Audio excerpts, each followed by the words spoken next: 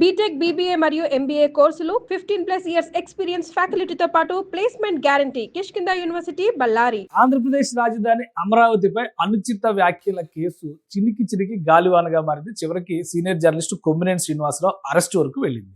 అయితే అసలు పాత్రధారి కృష్ణరాజు ఎక్కడున్నారు? ఈ ప్రశ్నకు సమాధానం కనుక్కునేటువంటి పనిలో ఏపీ పోలీసులు ఉన్నారు. అయితే ఆయనకు సంబంధించినటువంటి సమాచారం ఇంతవరకు ఎవరికి తెలియలేదు. ఆ రోజు వ్యాఖ్యలు చేసిన తర్వాత ఒక వివరణ ఇచ్చి ఇంటికి తాళం వేసి కుటుంబంతో సహా ఆయన గుర్తు తెలియని ప్రాంతానికి వెళ్ళిపోయారు అనేటువంటి ఒక ప్రచారం జరుగుతుంది. సో ఏపీలోనే ఉన్నారా, వేరే రాష్ట్రాలకు వెళ్ళి తలదాచుకున్నారా అనేది ప్రస్తుతానికి పోలీసులు వెతికేటువంటి పని కాబట్టి పోలీసులు దాని గురించి ఆలోచించే అవకాశం ఉంది. అయితే కృష్ణరాజు గతంలో చేసినటువంటి వ్యాఖ్యలు కూడా పెద్ద ఎత్తున దుమారం రేపుతున్నాయి. ప్రధానంగా సామాజిక వర్గాలకి సంబంధించినటువంటి అంశాలని రెచ్చగొట్టే రీతిలో అదే ఛానల్ డిబేట్లో ఆయన గతంలో చేసిన వ్యాఖ్యలు ప్రత్యేకంగా ఒక కులాన్ని ఉద్దేశించి తీవ్రవాదులు అంటూ చేసినటువంటి వ్యాఖ్యలు ఇప్పుడు బయటకు వచ్చాయి. వాటిని ఒకసారి మనం పరిశీలించేటువంటి ప్రయత్నం చేద్దాం. అసలు ఏమన్నారు? ఎందుకంటే కృష్ణరాజు గారు అమరావతి మహిళల గురించి కూడా తన ఉద్దేశం ఒకటైతే ఆపాదించి మాట్లాడుతున్నారని ఆయన వివరణ ఇచ్చారు. కొమ్మినేని శ్రీనివాసరావు గారు కూడా దాని తరపున గట్టిగా వాదిస్తున్నారు. ఎందుకంటే ఆయన అలా అనలేదు, బట్ వీళ్ళందరూ పదే పదే టెలికాస్ట్ చేయడం వలన ఇంకా అమరావతికి ఎక్కువ చెడ్డ పేరు వచ్చేస్తుందంటూ కొమ్మినేని శ్రీనివాసరావు గారు కూడా బాధపడుతున్నారు. అయితే మొదటి నుంచి కూడా ఈయన వ్యవహార శైలి ఇంతే అని మాట్లాడుతున్న వాళ్ళు కొంతమంది ఉన్నారు. ఎందుకంటే చలసాని శ్రీనివాస్ గారు ఆంధ్ర మేధావుల ఫోరం అధ్యక్షులు, ఈయన గురించి ప్రస్తావన వచ్చినప్పుడు చాలా క్లియర్గా చెప్పారు గతంలో తనకి స్వయంగా అనుభవాలు ఉన్నాయని. అలానే బీజేపీ నాయకుడు పెద్దిరెడ్డి రవికిరణ్ కూడా గతంలో జరిగినటువంటి డిబేట్లో ఒక అనుభవం గురించి చెప్పారు. ఇప్పుడు రవికిరణ్తో జరిగినటువంటి డిబేట్లో చేసిన వ్యాఖ్యలే సోషల్ మీడియాలో వైరల్గా మారుతున్నాయి. ఒకసారి ఆ వ్యాఖ్యలు ఏంటో చూడండి. సమాజంలో ఒక కాపు సామాజిక వర్గంలో మాత్రమే మిలిటెన్సీ తత్వం ఉందండి. రంగారెడ్డి వచ్చిన తర్వాత రాష్ట్ర వ్యాప్తంగా వారు చేసిన కార్యక్రమం కావచ్చు, తుని సంఘటన, తునిలో రత్నాచల్ ఎక్స్ప్రెస్ కావచ్చు, అంబేద్కర్ కోనసీమకు సంబంధించి జరిగిన అల్లర్లు కావచ్చు. ఒకటి ఇందా కృష్ణరాజు గారి పెద్దలు మాట్లాడుతూ కాపుల్లో మిలిటెన్సీ తత్వం అన్నది అన్నారు. అది కాపుగా నాకు చాలా బాధ కలిగింది. ఎందుకంటే ఇప్పుడు రంగా గారి తర్వాత జరిగిన గొడవల్లో కాపులే చేశారు. కేసీఆర్ గారు మీరు అక్కడ ఎంతమంది ఇన్వాల్వ్ అయ్యారు, ఏ రకంగా చేసుకెళ్ళిపోయారు. ఒక సామాజిక వర్గం మీద అలాగా ఓపెన్ గా మిలిటెన్సీ అంటే ఏంటంటే అంటే ప్రజాస్వామ్యానికి వ్యతిరేకంగా మిలిటెంట్లు మొత్తం పెంచేసేది అటువంటిది కాపు సామాజిక వర్గం అనే విధంగా ఆయన మాట్లాడటం చాలా బాధాకరం. అది ఆయన వెనక్కి తీసుకుంటే మంచిది. రత్నాచల్ సంఘటన ఏమిటి?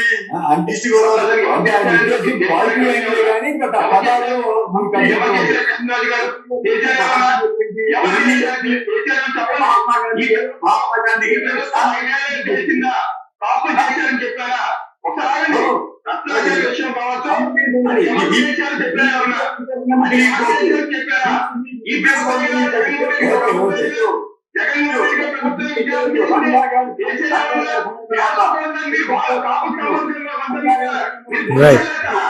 ఇది గతంలో జరిగినటువంటి చర్చ. ఆ చర్చలో వచ్చినటువంటి అంశం ఇది. ఒక సామాజిక వర్గాన్ని తీవ్రవాద లక్షణాలు ఉన్నటువంటి సామాజిక వర్గం అని స్పష్టంగా పేర్కొంటూ కృష్ణరాజు చేసినటువంటి వ్యాఖ్యలు. ఈ గతంలో అనేక చర్చల విషయంలో కూడా ఈయన ఇలానే దురుసుగా ప్రవర్తించారు.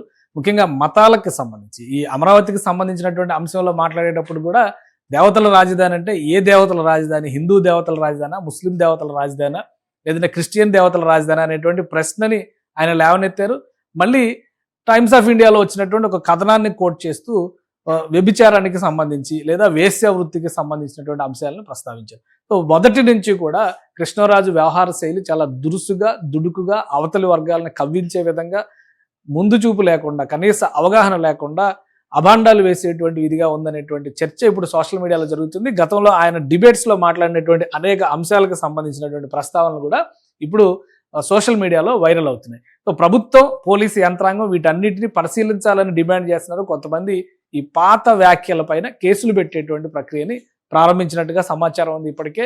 ఎందుకంటే ఒక సామాజిక వర్గాన్ని తోలనాడుతూ ఆయన మాట్లాడినటువంటి విధానం అదే డిబేట్లో మళ్ళీ అదే కేఎస్ఆర్ ఖండించకపోగా, ఆయన కనీసం క్షమాపణలు చెప్పకపోగా కేవలం ఆయన ఉద్దేశం వేరు అని సమర్థించే రీతిలో మాట్లాడి ఇది కావాలని చెప్పని రాజకీయంగా ఒక వర్గాన్ని టార్గెట్ చేసేటువంటి లక్ష్యంతో చేసినటువంటి వ్యాఖ్యలు అనే విమర్శలు వస్తున్నాయి. సో ఒకసారి కృష్ణరాజు అరెస్ట్ అయితే మరిన్ని కేసుల పరంపర పెరిగేటువంటి అవకాశం ఉంది. ఆయన పదే చెప్తున్న మాట ఏంటంటే అమరావతికి సంబంధించి తాను చేసినటువంటి వ్యాఖ్యలు దానికి కట్టుబడి ఉన్న రీతిలో మాట్లాడుతున్నారు. అలానే ఎవరి మనోభావాలన్నా గాయపడితే క్షమాపణలు చెప్పడానికి సిద్ధం అనే రీతిలో మాట్లాడుతున్నారు. కానీ నేరుగా తాను చేసింది తప్పు అని బేషరతుగా మాట్లాడేటువంటి వ్యవహార శైలి మాత్రం కృష్ణరాజు ధోరణిలో కనబడలేదు. మొదటి 2 బైట్స్ మనం చూస్తే కనుక అమరావతికి సంబంధించి ఎక్కడున్నారండి ఈ సెక్స్ వర్కర్లు అంటే అమరావతి చుట్టుపక్కల ప్రాంతాల్లో ఇది చెప్తే నమ్మరండి. ఎందుకంటే ఆయన ఏమంటారు చంద్రబాబు నాయుడు గారు, అమరావతి దేవతల రాజధాని అంట. కానీ ఈ రోజునది సెక్స్ వర్కర్లకు నిలయంగా మారినట్టుగా ఆరోపణలు ఉన్నాయి.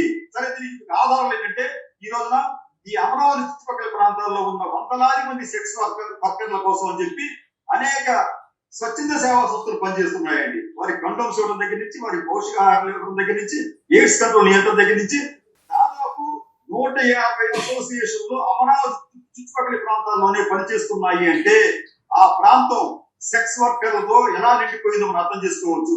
అది దేవతల రాజధాని కాదండి, సెక్స్ వర్కర్లకు కేంద్రంగా మారిందన్న ఆరోపణలు వస్తున్నాయి. ఇవన్నీ కూడా దాచిపెట్టి అమరావతికి సంబంధించి చేసినటువంటి వ్యాఖ్యలు ఇవి. ఆయన నేను అనలేదు అని చెబుతున్నటువంటి మాటలు చాలా స్పష్టంగా ఇందులో ఉన్నాయి. అంటే ఒక రిపోర్టు మీడియాలో వచ్చినటువంటి కథనం పూర్తిగా భిన్నమైనటువంటి కథనం. ఒక రాష్ట్రంలో ఉన్నటువంటి ఓవరాల్ FSW అంటే ఫీమేల్ సెక్స్ వర్కర్స్ రేషియో గురించి మాట్లాడుతూ చేసినటువంటి కథనం అది. కానీ అమరావతి కేంద్రం అయింది అంటూ ఇక్కడ వ్యాఖ్యలు చేశారు. అలానే కాపులకి సంబంధించి తీవ్రవాద ధోరణి ఉన్నటువంటి సామాజిక వర్గం అంటూ విపరీతమైనటువంటి రీతిలో కామెంట్స్ చేశారు. దీంతో కాపు వర్గాల ప్రజలు, నాయకులు కూడా తీవ్ర ఆగ్రహం వ్యక్తం చేస్తున్నారు. తక్షణం కృష్ణరాజుని పట్టుకోవాలి, ఆయన గతంలో చేసినటువంటి వ్యాఖ్యల పైన కూడా కేసులు పెట్టేటువంటి అంశాన్ని పరిశీలిస్తున్నారు. కేసులు పెట్టిన తర్వాత ఆయన చేత క్షమాపణలు చెప్పించే దిశగా అడుగులు పడాలని చెప్పని డిమాండ్ చేస్తున్నారు. కృష్ణరాజు ప్రస్తుతం మిస్సింగ్ కేసుగా పోలీసులు చెప్తున్నారు. ఎందుకంటే ఆయన విజయవాడలోనే ఉన్నారు అనేది మొదట ఉన్నటువంటి సమాచారం. అయితే ఆయన ఇంటికి తాళం వేస్తుంది, ఎక్కడున్నారనే సమాచారం ఎవరికీ తెలియడం లేదు.